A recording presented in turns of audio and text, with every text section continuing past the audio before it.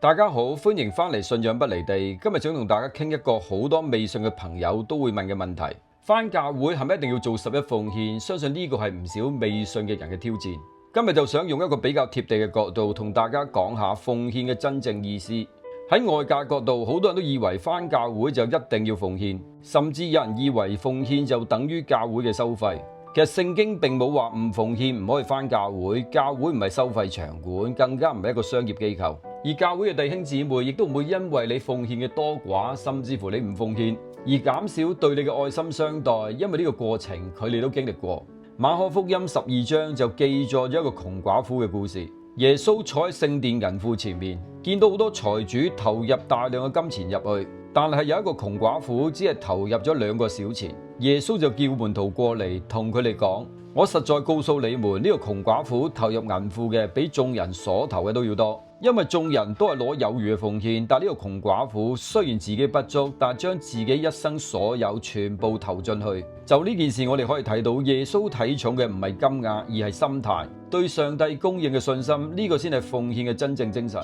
而保羅喺哥林多後書亦都咁嘅記載：少種的少收，多種的多收。各人隨自己嘅心願，唔好為難，唔好勉強，因為上帝係愛樂捐嘅人，會將各樣嘅恩惠加給佢哋。呢段經文講得好清楚，奉獻唔係被逼嘅義務，而係一個甘心樂意嘅行動。上帝要嘅係你個心，唔係個數字。我哋就喺度研究一下咩先至係奉獻嘅真正作用。其中一環係可以幫我哋減少貪婪，學懂放手。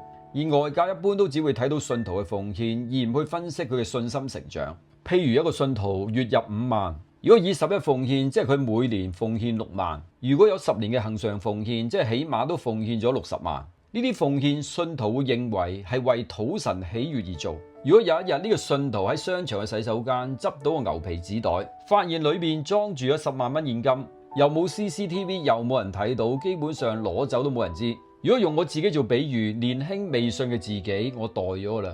但係如果已經成為信徒，又有多年嘅恆常奉獻，就會對呢10萬蚊冇貪念，唔會有一刻嘅猶豫，因為唔值得為呢10萬蚊而得罪上帝。有人會問：如果裏面唔止係10萬蚊、1000萬或者1億，咁會點樣呢？呢個對於信徒嚟講係一個好大嘅挑戰，亦都唔排除基督徒會有猶豫同埋迷失嘅一刻。但呢個只係一個極端嘅例子，我哋就翻去最初嘅問題，呢度就可以解釋翻信徒點樣透過奉獻而幫助自己減少貪婪同埋識得放手。而我自己嘅真實體驗，奉獻係幫信徒掃咗生活上面99%嘅毒，而呢個毒就係對金錢嘅貪婪而引申出一啲唔好嘅行為。而奉獻仲有一個好處，就可以培養我哋嘅知足同慷慨。當我哋習慣咗俾出，自然就會學識唔再斤斤計較，唔再貪小便宜，睇錢嘅態度會更加健康，而對人亦都會變得大方。而呢種慷慨心態亦都會延伸到生活、工作同人際關係。而奉獻嘅作用仲有一環，就係提醒信徒要識得感恩。喺每次嘅奉獻都會提醒自己，今日擁有嘅一切都係嚟自神嘅恩典。呢顆感恩嘅心可以令信徒生命更謙卑同埋平安。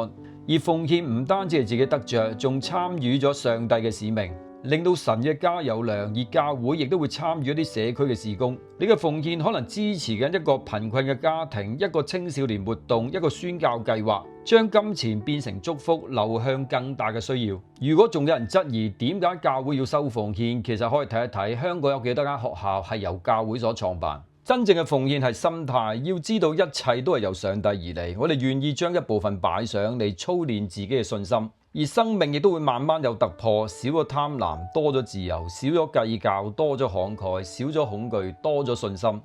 如果你未試過奉獻，我鼓勵你唔好當佢係一條規例或者壓力，而係一個學習信任同埋慷慨嘅邀請，亦都唔需要一開始就俾10%，可以由一個比較少嘅比例開始。正如保羅所講，唔好為難，唔好勉強。不過如果你真係接受呢個挑戰，慢慢你會發現自己嘅心境改變咗，你嘅人生同品格都被更新。